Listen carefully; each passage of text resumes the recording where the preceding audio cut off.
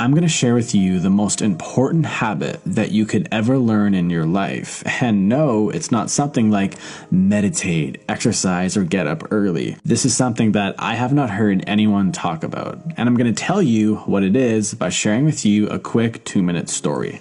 This is Tom, and Tom has told himself that 2019 is going to be the year where he finally gets his life together. So on New Year's Eve of 2018, he sits down and he writes out all of his New Year's resolutions, and he writes things like exercise, eat healthy, and get up early. And as Tom is writing all of this down, he is getting really excited, and he can almost feel all the newfound energy that he's going to have. And he even becomes proud of himself just for thinking of doing all these things. So the new year comes around and Tom starts off really strong. He's working out, he's getting up early, and he looks and feels a lot better. But one day, after a long day at work, he didn't really feel like going to the gym. It's not good to work out when you were tired, Tom would tell himself. So he decided to go home. And when he got home, he didn't really feel like eating that big bowl of salad. What he felt like eating was a great big juicy burger. And again, Tom told himself that,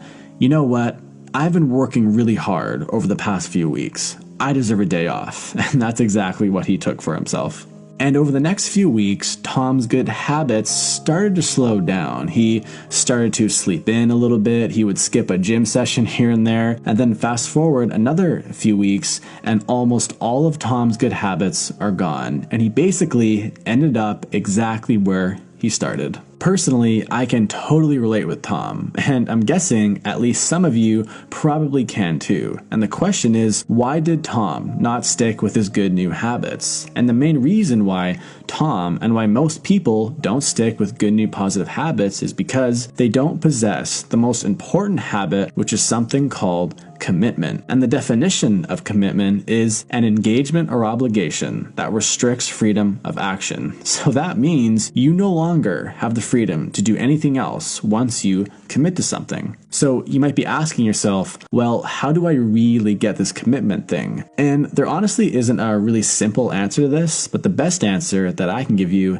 is that you have to just think long and hard about what you are committing to. I'll give you an example. Let's say you currently lift weights 2 times per month, and you tell yourself that you want to start to work out more. Most people in this situation will say, I am going to go to the gym 3 times per week from now on. Now, this may not seem like a ton, but this is actually a 600% increase from going to the gym 2 times per month to 12 times per month. And it's this drastic change that makes it really hard to stay committed. So this is what I would recommend. Instead of going to the gym 3 times per week, try going to the gym once every week for the next 3 months. And then once that becomes easy and it feels like it's just a part of your normal day life, like brushing your teeth, then go to the gym 2 times per week and then do that for 3 months, then 3 times and 4 times and so on and so forth. And I would also recommend just focusing on one new habit at a time. You can try doing a few at a time, but usually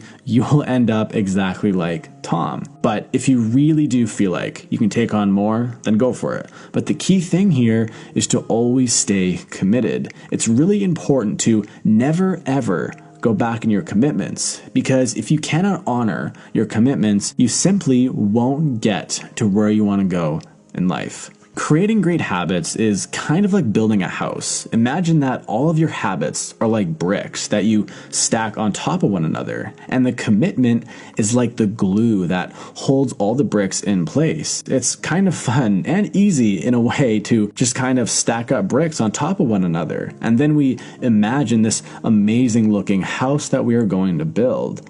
But without the glue, without the cement, that house will inevitably fall, and you will probably end up exactly where you left off. And this is something that I personally have done so many times in my past. So take your time and be precise with every single brick, and eventually you will build that amazing looking house that will withstand